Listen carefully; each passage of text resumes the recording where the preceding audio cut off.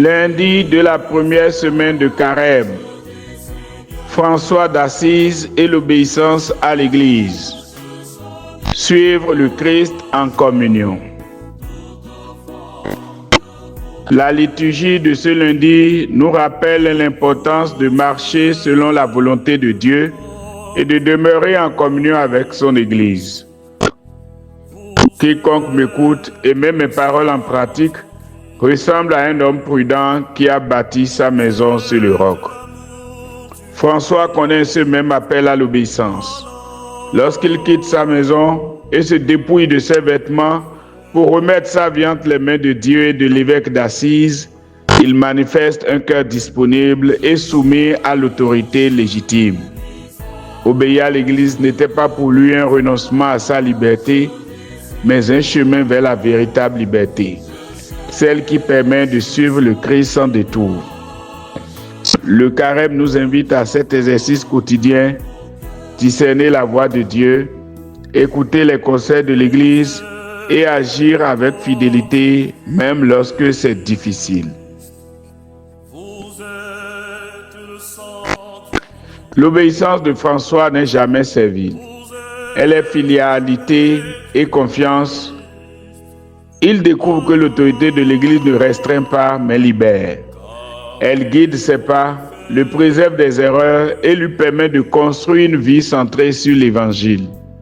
Lorsque nous écoutons et agissons selon la parole et la tradition vivante de l'Église, nous participons à la sagesse d'une famille spirituelle qui nous précède et nous soutient. Comme François, nous pouvons voir dans l'obéissance une voie de transformation intérieure et de communion avec tous les croyants. Obéir, ce n'est pas céder à la contrainte extérieure, mais accueillir la guidance de l'Esprit qui parle à travers l'Église. Dans cette fidélité, notre liberté est affinée et notre vocation se clarifie. Frères et sœurs en Christ, en ce carême, demandons-nous quel aspect de notre vie résiste à l'autorité de Dieu et de son Église. Est-ce notre orgueil, notre peur de perdre quelque chose, notre désir de tout contrôler? Cultivons l'écoute et la disponibilité. Participer au sacrement, respecter les conseils des pasteurs, suivre les enseignements de l'Église. Chaque acte d'obéissance sincère nous rapproche du Christ et nous rend plus capables de vivre l'amour et la fraternité. Obéir, c'est choisir la voie du roc, construire sur le fondement solide du Christ et non sur le sable de nos désirs égoïstes. La fidélité à l'Église protège et guide notre liberté.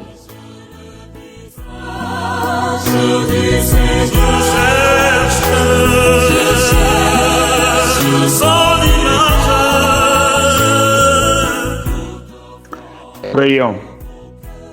Seigneur, comme François, apprends-nous à écouter et à obéir à ton Église avec un cœur confiant.